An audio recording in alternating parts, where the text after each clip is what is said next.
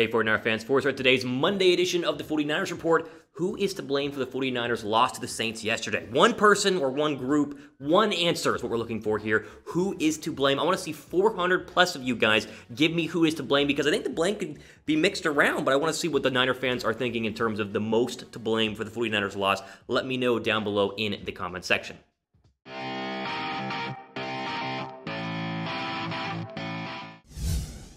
All right, we'll go and start with the interesting bit of news here on a Monday. Kind of an interesting outlook to what could be happening in the offseason in 2021, and that has to be a new defensive coordinator in San Francisco, a.k.a. Dan Quinn. So there's a new report coming from Jason La Canfora saying the Niners and also the Seahawks, among other teams, are looking at Dan Quinn to be the new defensive coordinator if the position becomes available. Now, how could the position become available? Well, you'd go ahead and probably expect Robert Saleh to leave in the offseason to go take a head coaching job. Remember, last season there was reports that he went, not reports, it was confirmed that he went and interviewed for the Cleveland head coaching job, which eventually went to Kevin Stefanski, but he did get a look and an interview for a head coaching gig, which means teams are very interested in him, and rightfully so. I mean, he's been one of the better young defensive coordinators in the NFL, and so I guess the assumption here is that he's going to leave to go take a head coaching job, and there will be multiple openings around the NFL. Then you need to go and replace him, and Dan Quinn, the former Falcon head coach, could potentially make a lot of sense, because you got to remember, Quinn was the head coach when Kyle Shanahan was the offensive coordinator in Atlanta in 2017 during the Super Bowl run, so you know that those guys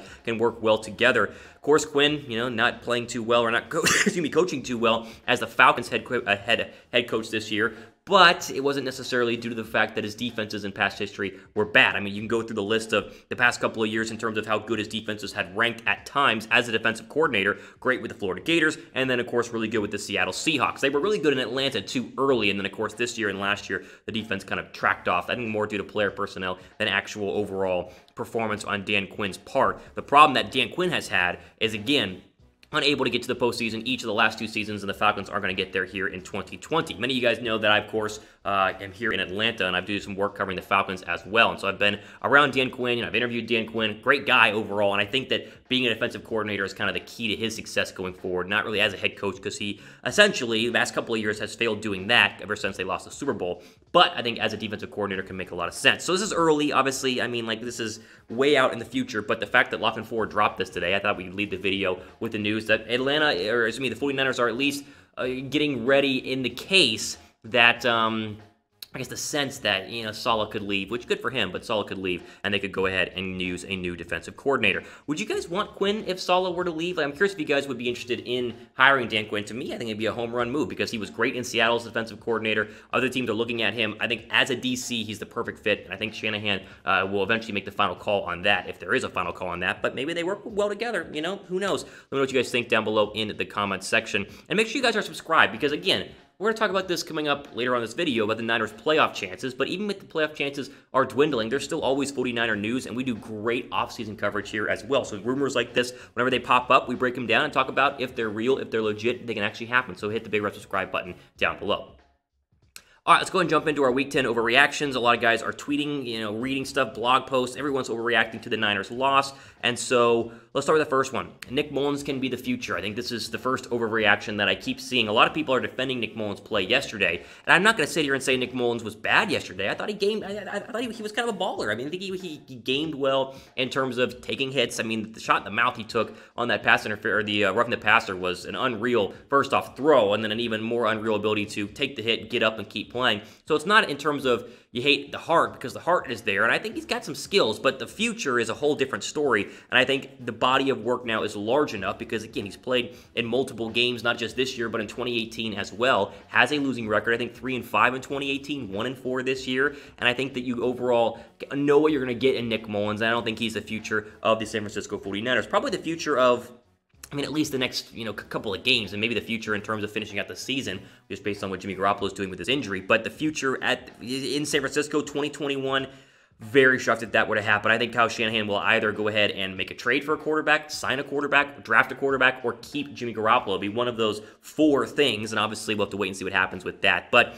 the whole Mullens, can be the future, and more people were talking about this before. Whenever Garoppolo was playing poorly, they said, oh, put Mullens in, he's going to be great. And turns out doesn't really seem to be the case. Again, nothing against him. I thought he was fine yesterday. I thought he played well enough to win.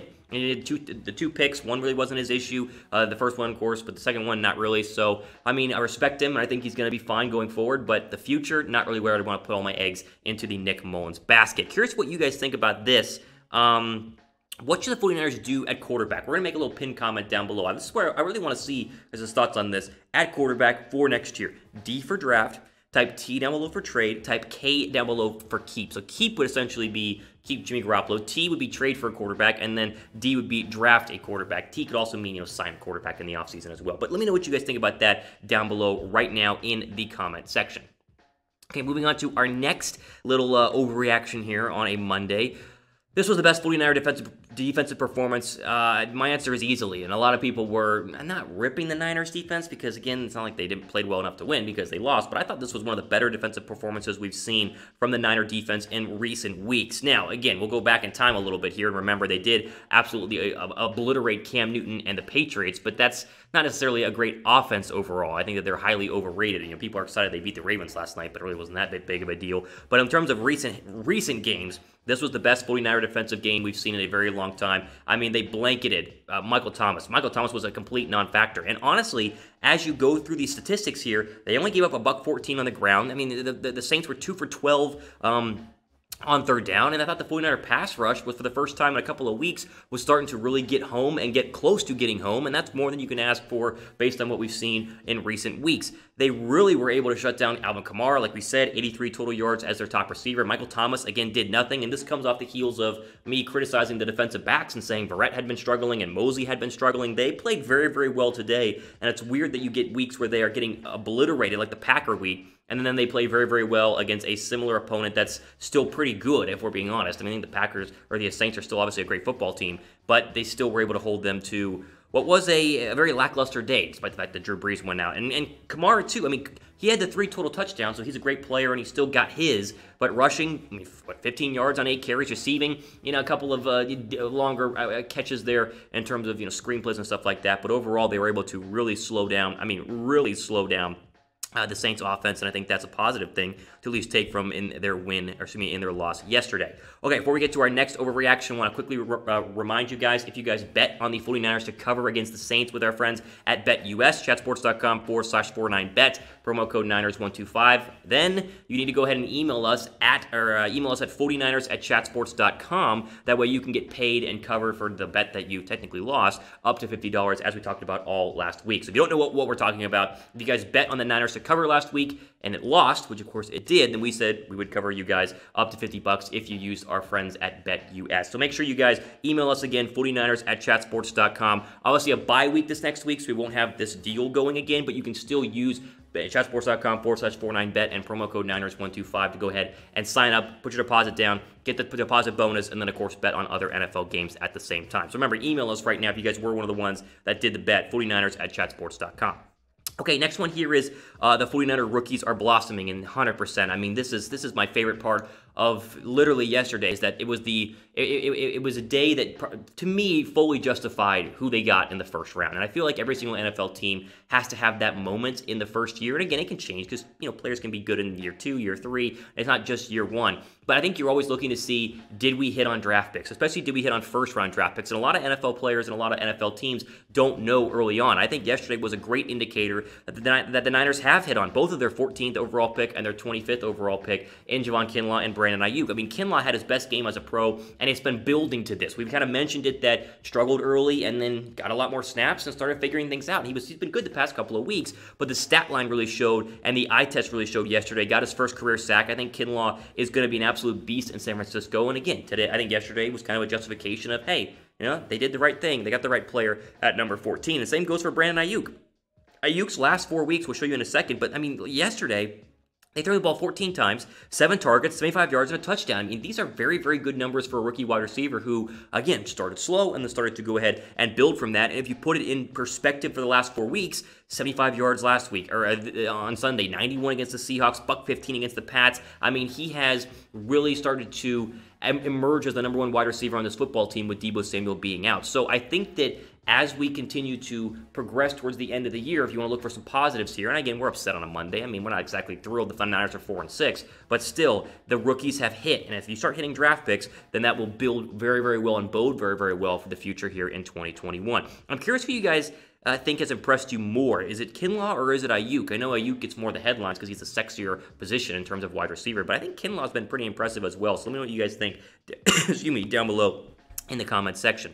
Final thoughts here. A lot of people are tweeting and a lot of people are commenting on my video, my reaction video yesterday, saying the 49er playoff hopes are dead. My response, almost but not quite. I mean, life support is where the Niner playoff chances are right now. I'm not even going to go ahead and sugarcoat this. They are very far behind in the NFC West. I mean, we got to emphasize the fact they're 2 games back right now of the NFC West lead in terms of trying to get back there, and they've already lost, of course, to most of these football teams. The Cardinals' Hail Mary is going to be brutal for their chances in terms of the 49ers' chances of getting in. And the Rams are peaking. Seattle's struggling a little bit, but they still have Russell Wilson, so at least the NFC West, to me, is completely dead. The wild card race is obviously still available, but the problem is, again, look who you're looking up at. You're right. I mean, right now, you're looking up at the Lions, the Bears, obviously Seattle, because they lost the game to the Cardinals a couple weeks ago, Rams, Bucks. I mean, which one of these teams is going to have a bad final 6 games in order for San Francisco to go ahead and emerge? I mean, I just don't see it. I mean, Seattle, you got to play them one more time. Same with the Cardinals, so maybe you can win both of those games, but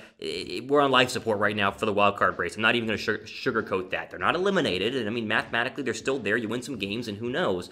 But it is getting very, very close, and I'll be honest when saying that. I've been kind of holding out saying, yes, this is a playoff team, and it might still be. I mean, they performed well yesterday with all, of course, the injuries that they've had, but we are getting real close to life support. And I think, based on what I've seen, 9 wins is going to be the magic number to get into the postseason. It's sitting at 4. I mean, you've got to really go well the next couple of weeks, but I think 7 to 9 wins is where you're going to be sitting with that final record. And the question is it going to be 7 or is it going to go ahead and be 9? I want to know what you guys think about this, though. Give me your 49ers final record prediction down below in the comments section.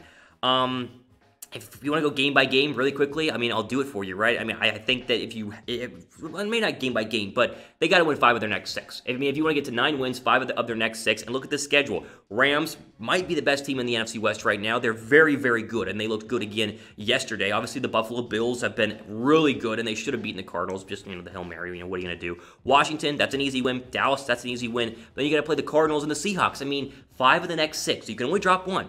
So that means that basically every single game from here on out is a must-win football game besides losing one of these games. So, it's going to be interesting. It is going to be tough. It is going to be interesting, and it's not looking good. It's really not looking good. But obviously, they're not going to tank, right? That's the other thing. They're not just going to tank and try and lose football games. They might still lose football games, but tanking is not something that any team does in the NFL. And so you got what you got, and you just got to sit back and hope that they can string together some wins here over the next couple of weeks. There you go, though. Ultimately, for today here on the 49ers Report. I want to jump on with the news and rumors first, and then, of course, get into some of these Week 9 overreactions. Obviously, we'll have more videos this week, getting you guys ready for the bye week, which hopefully has a lot more good injury news. And the reports we're hearing is that hopefully some of these injured players could be coming back 2 weeks from now after the bye, Week 12, whenever they take on the LA Rams. Longer video. Appreciate you guys staying and hanging out here for the entire time. For the 49ers Report, I'm Thomas Mons, signing off. Enjoy the rest of your day.